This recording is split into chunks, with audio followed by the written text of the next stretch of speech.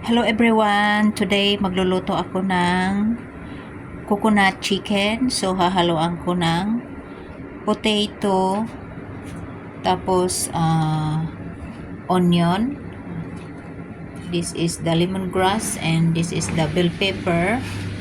At marinated chicken thighs. Minamarinate ko ito ng ginger, garlic, light soy sauce, and sugar. And garlic, ginger, this, tapos ito ang chicken powder, tapos ito yung coconut milk. So these are my ingredients of cooking chicken thighs with coconut milk. So i-fry ko muna ang potato.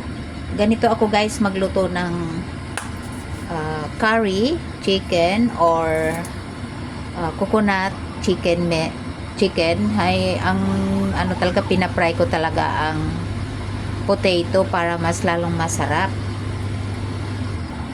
So ito dinadry ko ang potato sa kitchen towel para hindi siya tumatalsik.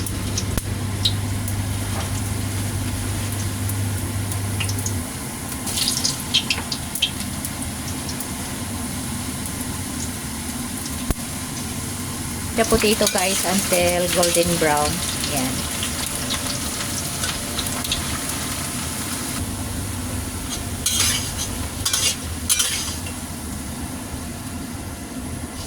Yan, tapos it aside. Yan guys, fry the ginger, the garlic.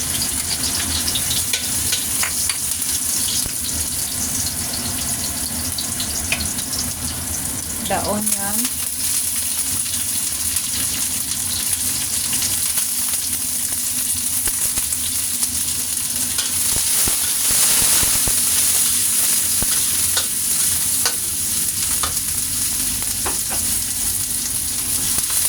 and fry the marinated chicken.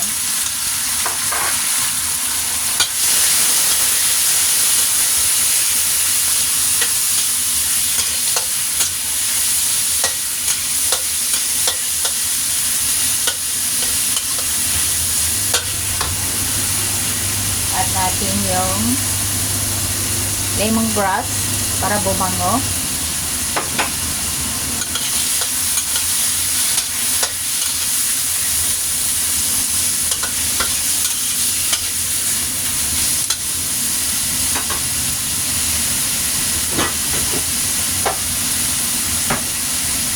Takpan natin guys para mas masarap na medyo naka-fry ng mabuti.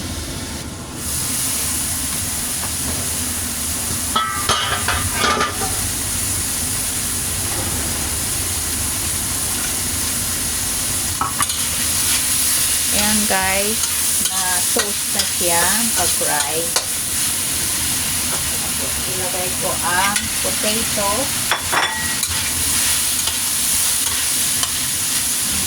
Tanggal na.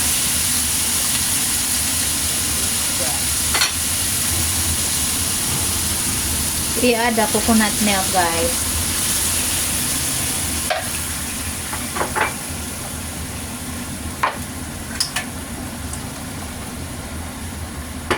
Ayan, lagyan din ng kunting water yung lasa.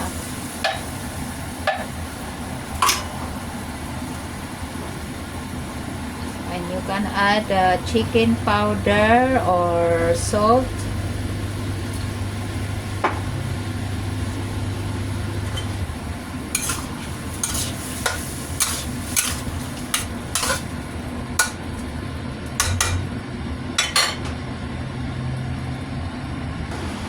Yan guys, takpan natin, lutuin natin sa mahinang apoy hanggang maluto ang potato.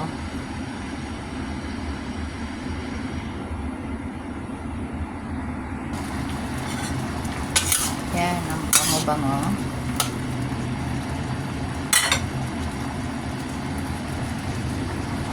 So ilalagay ko na ang bell pepper.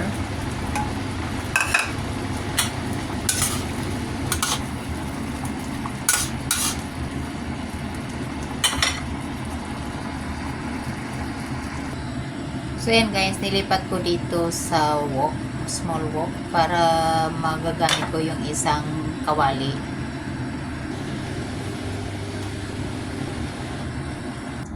Ayan guys, luto na ang aking coconut chicken with lemongrass, bell pepper, and potato. So thank you for watching guys. So if you like this video, my cooking video, like, share, and subscribe. Thank you for watching. See you on my next video guys. For more videos of my curry and coconut recipes, just check the description box. So thank you for watching. This is Simple Western and Asian Menu. Bye for now.